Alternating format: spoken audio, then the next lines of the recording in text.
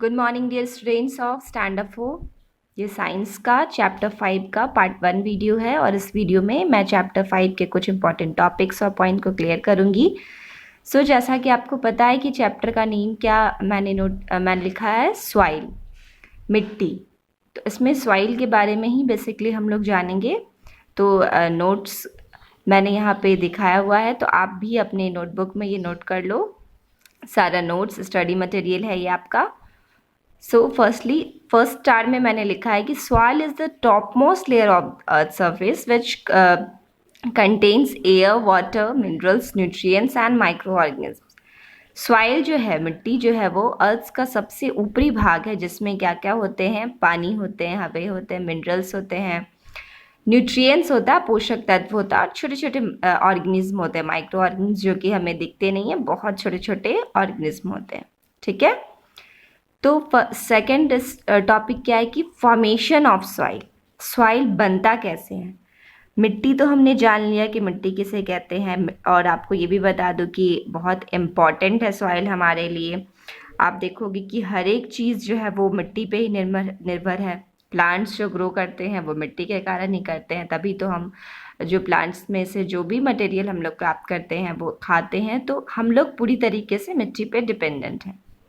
तो सॉइल का फॉर्मेशन क्या होता है, तो soil is form by the breaking of huge rocks into small pieces due to the heat of the sun and the force of rain and wind. मिट्टी जो है वो बहुत बड़े बड़े चट्टानों के छोटे छोटे टुकड़ों में बंटने से होता है। अब ये छोटे छोटे टुकड़े बनते कैसे हैं, तो सूरज की गर्मी से, रेन के बारिश के बहुत तेज फोर्स के कारण, हवा के बहुत तेज फोर्स के कारण ये छोटे छोटे टुकड़ों में बढ़ जाते हैं। ठीक है। ऐसे भी आप देखोगे कोई चीज़ जो है आप छत पर छोड़ देते हो, बहुत दिनों तक धूप और पानी सब कुछ उसमें पड़ता है, तो वो धीरे धीरे रंग भी उधर जाता है, उसका कमज़ोर भी पड़ने लगता है। तो उसी तरह बड़े बड़े रॉक्स भी कमज़ोर होकर छोटे छोटे टुकड़ों में बढ़ जाते हैं।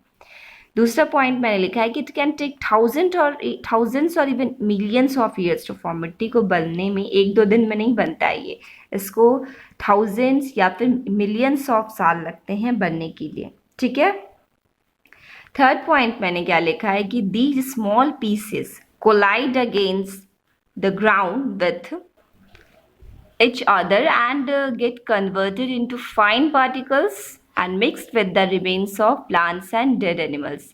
फिर जो ये छोटे छोटे टुकड़े होते हैं वो आपस में घिसते हैं और उसके बाद वो और महीन पार्टिकल्स में बदल जाते हैं, और जो प्लांट्स और डेड एनिमल्स के जो बचे हुए पदार्थ होते हैं उसमें मिक्स हो जाते हैं। ठीक है।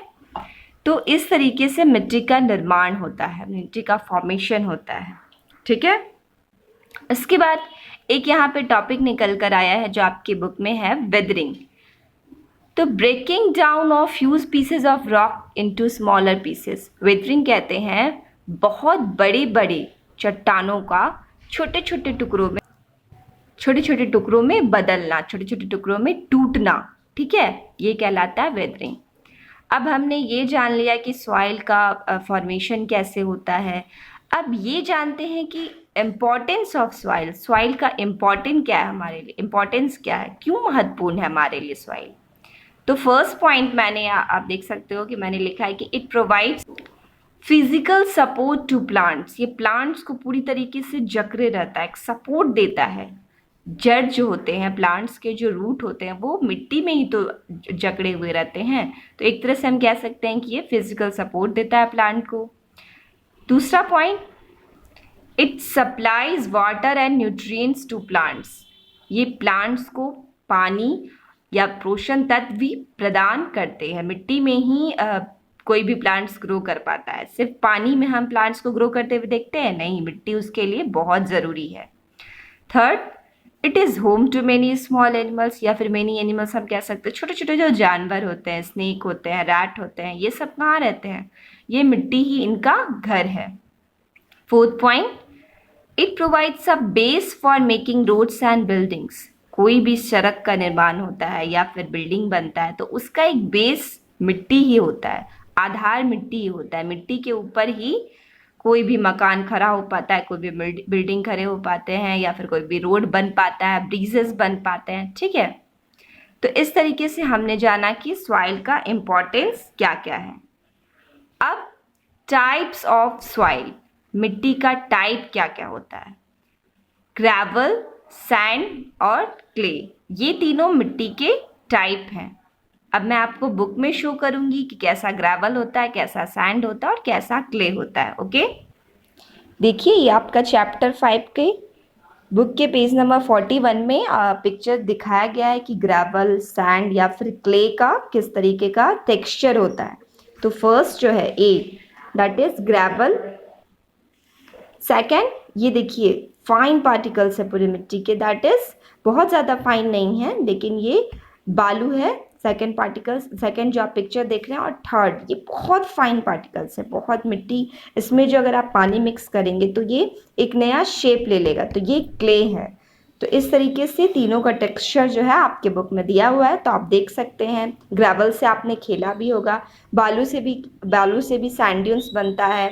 ये बीच पे ज़्यादातर पाए जाते हैं, समुद्र के किनारे पाए जाते हैं। ठीक है, तो ये आपका टाइप्स ऑफ सॉइल था, उसका डेफिनेशन है यहाँ पे।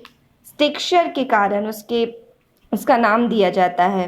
Gravel is composed of tiny stones that are hard and can not hold water. ये छोटे छोटे पत्थरों का जो है मिक्सचर है, और ये पानी अगर इसमें डालेंगे तो ये जकड़ नहीं पाता है, गैप्स इसके फिल नहीं हो पाते हैं। और sand is a loose mass of materials in the form of fine granules. Water can easily pass through this kind of sand. Sand से पानी easily pass कर जाएंगे, और sand से भी हम लोग कुछ बना नहीं पाते हैं। लेकिन clay, इसका बहुत ही फाइन पार्टिकल्स होता है, इससे हम लोग कुछ बना सकते हैं। ये बहुत स्टिकी भी होता है। ठीक है, जो भी आप मिट्टी के बर्तन देखते हो वो क्ले से ही बन पाते हैं। ओके, सो आप ये नोट डाउन कर लीजिएगा, और सेकेंड पार्ट में मैं और भी कुछ इंपॉर्टेंट टॉपिक्स आपको बताऊंगी। Till then take care, thank you.